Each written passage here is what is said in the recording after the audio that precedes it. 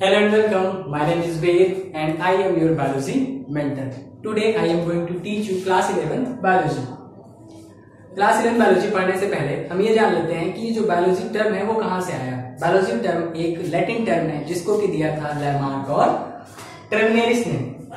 Biology term दो term से मिलकर के बना है, पहला है बायोस और दूसरा है logos. First one is BIOS and second one is logos. BIOS means होता है लाइफ एंड लोगोस मीन्स होता है स्टडी, यानी कि बायोलॉजी ऐसा सब्जेक्ट है जिसके अंतर्गत हम लिविंग थिंग्स की स्टडी करते हैं, लिविंग ऑर्गेनिज्म की स्टडी करते हैं। क्लास 11 बायोलॉजी का जो पहला चैप्टर है वो है द लिविंग वर्ल्ड। पर इस चैप्टर को पढ़ने से पहले हम एक बहुत ही महान साइंटिस्ट जिनका नाम अर्नेस्ट मायर है उनके बारे में जान लेते हैं। अर्नेस्ट मायर को 20th सेंचुरी का डार्विन भी कहते हैं और वो उनको 20th सेंचुरी का डार्विन क्यों कहते हैं, क्योंकि वो एक इवोल्यूशनरी बायोलॉजिस्ट थे। उन्होंने जैव विकास के क्षेत्र में अपना बहुत बड़ा योगदान दिया था, इसीलिए उस सम्मान में उनको 20th सेंचुरी का डार्विन भी कहते हैं। और उनको बायोलॉजी के क्षेत्र में 3 बेहतरीन पुरस्कार मिलने की वजह से उनको ट्रिपल क्राउन ऑफ बायोलॉजी की भी संज्ञा दी गई है। वो तीनों पुरस्कार हैं कार्पोर्ट प्राइज, बाल्जन प्राइज और इंटरनेशनल प्राइज फॉर बायोलॉजी। अब इसके बाद हम लोग आते हैं अपने पहले चैप्टर द लिविंग वर्ल्ड में। द लिविंग वर्ल्ड एक ऐसा चैप्टर है जिसमें हम लिविंग और नॉन लिविंग थिंग्स के बीच में डिफरेंशिएट करना सीखेंगे। हम ये जानेंगे कि लिविंग के कैरेक्टर्स क्या क्या होते हैं। तो सबसे पहला क्वेश्चन हमारे माइंड में जो आता है चैप्टर को पढ़ने के पहले वो है व्हाट इज लिविंग। लिविंग क्या होते हैं? हम सभी को पता है कि लिविंग ऐसी थिंग्स होती हैं जो कि ग्रोथ कर सकती हैं, जिनमें रिप्रोडक्शन होता है और उनमें एबिलिटी टू सेंस एनवायरनमेंट। इसका मतलब क्या है? एबिलिटी टू सेंस एनवायरनमेंट का मतलब होता है कि एनवायरनमेंट में जो कुछ भी चेंज हो रहे हैं उसके प्रति जो भी ऑर्गेनिज्म होता है वो क्या करता है, उस स्टिमुलस के प्रति रिस्पॉन्स देता है। स्टिमुलस मीन्स क्या होता है? स्टिमुलस मीन्स होता है एनवायरनमेंट में होने वाले चेंजेस, उन्हीं को हम क्या कहते हैं, स्टिमुलस बोलते हैं। तो अगर कोई भी लिविंग ऑर्गेनिज्म है तो एनवायरनमेंट में होने वाले चेंज के प्रति एनवायरनमेंट में होने वाले चेंजेस जिनको स्टिमुलस कहते हैं उनके प्रति रिस्पॉन्स देता है। ये सारी चीजें मिल करके किसी भी थिंग्स को लिविंग बनाती हैं और जो लिविंग थिंग्स होती हैं उनको हम क्या कहते हैं, लिविंग ऑर्गेनिज्म कहते हैं। ये सारे फीचर्स लिविंग के फीचर्स हैं। अब इसके बाद हम बात करते हैं कौन कौन से कैरेक्टर्स हैं जो कि एक लिविंग के अंदर होने चाहिए। लिविंग को डिफाइन करने के लिए जो कैरेक्टर्स हैं वो 2 टाइप के कैरेक्टर्स हैं, एक है डिफाइनिंग और दूसरा है नॉन डिफाइनिंग। डिफाइनिंग कैरेक्टर्स ऐसे कैरेक्टर्स होते हैं जो सिर्फ और सिर्फ लिविंग थिंग्स के ऊपर अप्लाई होते हैं। दूसरे कैरेक्टर जिनको कि नॉन डिफाइनिंग कैरेक्टर होते हैं ये पूरी तरीके से लिविंग थिंग्स को डिफाइन नहीं करते हैं, इस वजह से इनको हम नॉन डिफाइनिंग फीचर्स कहते हैं। अब इसके बाद हम बात करते हैं डिफाइनिंग फीचर में 3 फीचर्स हैं जो डिफाइनिंग फीचर्स के अंतर्गत आते हैं। पहला है metabolism,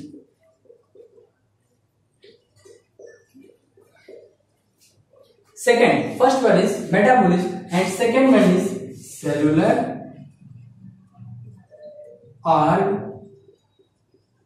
organization and last one is consciousness.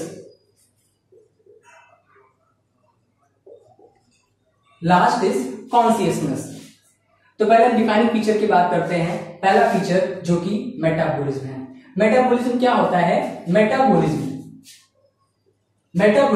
Body के अंदर होने वाली सारी केमिकल रिएक्शंस, उनका अगर हम सम अप कर दें तो उन सारी रिएक्शंस को हम मिला जुला करके मेटाबॉलिज्म बोलते हैं। मेटाबॉलिज्म में 2 टाइप की रिएक्शंस बॉडी के अंदर, मेनली बॉडी के अंदर 2 टाइप की रिएक्शंस होती हैं। एक होती है कैटाबॉलिक रिएक्शन, दूसरी होती है एनाबॉलिक रिएक्शन। कैटाबॉलिक रिएक्शन में क्या होता है, कोई भी कॉम्प्लेक्स मॉलिक्यूल सिंपल मॉलिक्यूल में टूटता है, उसका ब्रेकडाउन, कॉम्प्लेक्स मॉलिक्यूल का सिंपल मॉलिक्यूल में ब्रेकडाउन क्या कहलाता है, वो कहलाता है कैटाबॉलिज्म। और किसी भी सिंपल मॉलिक्यूल से कॉम्प्लेक्स मॉलिक्यूल का फॉर्मेशन क्या कहलाता है, वो कहलाता है एनाबॉलिज्म। अगर हमको याद करना है तो इसके लिए सबसे अच्छा तरीका क्या है, कैपिटल इंग्लिश में सबसे पहला जो लेटर आता है वो ए मीन्स किसी चीज का बनना, तो ए फॉर एनाबॉलिज्म। एनाबॉलिज्म में सिंपल मॉलिक्यूल से कॉम्प्लेक्स मॉलिक्यूल का फॉर्मेशन होता है। और अगर हम बात करें कैटाबॉलिज्म की तो ए के बाद में, ए अल्फाबेट के बाद में सी आता है, तो यानी कि अगर कोई चीज बन गई है तो अब उसका वो नष्ट भी होनी है। तो कॉम्प्लेक्स मॉलिक्यूल जब सिंपल मॉलिक्यूल में टूटता है तो इसी को हम क्या कहते हैं, इसको हम बोलते हैं कैटाबॉलिज्म। तो बॉडी के अंदर ये दोनों टाइप की रिएक्शंस लगातार होती रहती हैं और इन दोनों टाइप की रिएक्शंस को मिला जुला करके हम क्या कहते हैं, इन दोनों टाइप की रिएक्शंस को मिला जुला करके हम मेटाबॉलिज्म कहते हैं। अब इसके बाद second cellular organization. Cellular organization का मतलब क्या होता है? जो भी लिविंग थिंग्स होती हैं वो सभी क्या होती हैं, चाहे वो यूनिसेलुलर हो चाहे वो मल्टी सेलुलर हो, सारी की सारी लिविंग थिंग्स सेल की बनी होती हैं और सेल के अंदर सेल ऑर्गेनल मिलते हैं। ये सेल ऑर्गेनल क्या करते हैं, एक दूसरे के साथ में इंटरेक्ट करते हैं और इसी इंटरेक्शन की वजह से ही उनको हम लिविंग मानते हैं। तो डिफाइनिंग फीचर में सेलुलर ऑर्गेनाइजेशन सेकेंड फीचर है। अब हम लास्ट फीचर की बात करते हैं जो कि डिफाइनिंग का लास्ट फीचर है, वो है कॉन्शियसनेस। कॉन्शियसनेस का मतलब क्या होता है? कॉन्शियसनेस का मतलब होता है कि अगर एनवायरनमेंट में कोई भी चेंज हो रहा है, सपोज किसी भी ह्यूमन को किसी ने पिंच चुभो दिया, तो वो क्या करता है, वो अपने हाथ को वहां से हटा लेता है। वहां से उसने हाथ को क्यों हटाया? क्योंकि उसके स्किन में पिंच चुभोने के बाद उसको पेन का फील होता है, पेन का सेंसेशन होता है। अब उस सेंसेशन की वजह से बॉडी का पार्ट डैमेज हो सकता है। इस वजह से हमारी बॉडी चूंकि कॉन्शियस है तो वहां से वो ह्यूमन अपना हाथ हटा लेता है। तो एनवायरनमेंट में अगर कोई भी चेंज हो रहा है और वो चेंज हमारे लिए हानिकारक है, तो हम क्या करते हैं, उसके प्रति रिस्पॉन्स देते हैं। तो रिस्पॉन्स देना कॉन्शियसनेस के अंतर्गत आता है। अब इसके बाद हम बात करते हैं नॉन डिफाइनिंग फीचर की। यहां पे हमने स्टार्टिंग में ग्रोथ और रिप्रोडक्शन को लिखा था, बट ग्रोथ और रिप्रोडक्शन ये नॉन डिफाइनिंग फीचर के अंतर्गत आते हैं। आप लोग कहेंगे कि ग्रोथ और रिप्रोडक्शन नॉन डिफाइनिंग फीचर क्यों है? पहले हम लिख देते हैं यहां पे ग्रोथ एंड रिप्रोडक्शन। ग्रोथ और रिप्रोडक्शन ये दोनों नॉन डिफाइनिंग फीचर क्यों है? ग्रोथ लिविंग थिंग्स और नॉन लिविंग थिंग्स दोनों के ऊपर अप्लाई हो सकती है, इस वजह से भी हम ग्रोथ को नॉन डिफाइनिंग फीचर के अंतर्गत रखते हैं। और रिप्रोडक्शन, कुछ ऐसे भी जीव जो कि रिप्रोडक्शन नहीं कर सकते, रिप्रोडक्शन करना सिर्फ और सिर्फ लिविंग थिंग्स ही रिप्रोड्यूस कर सकती है, नॉन लिविंग थिंग्स तो रिप्रोड्यूस कर ही नहीं सकती। बट कुछ ऐसी भी लिविंग थिंग्स हैं जो रिप्रोडक्शन नहीं कर सकती हैं, इस वजह से रिप्रोडक्शन को हम लिविंग का एक नॉन डिफाइनिंग कैरेक्टर मान के चलते हैं। अब इसके बाद में हम सारे डिफाइनिंग और नॉन डिफाइनिंग फीचर को अलग अलग डिटेल में पढ़ेंगे। तो फर्स्ट हम बात करते हैं ग्रोथ की।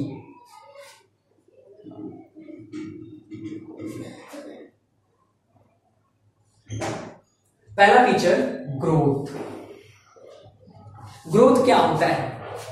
ग्रोथ के दो कैरेक्टरिस्टिक्स होते हैं, दो ट्विन कैरेक्टरिस्टिक्स होते हैं जिससे हम पहचान सकते हैं कि किसी भी थिंग में ग्रोथ हुआ है या नहीं हुआ है। तो ग्रोथ के ट्विन कैरेक्टर क्या है? Twin character of growth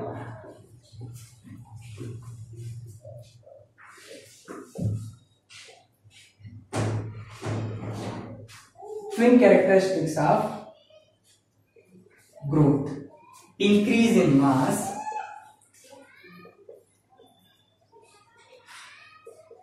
and increase in number।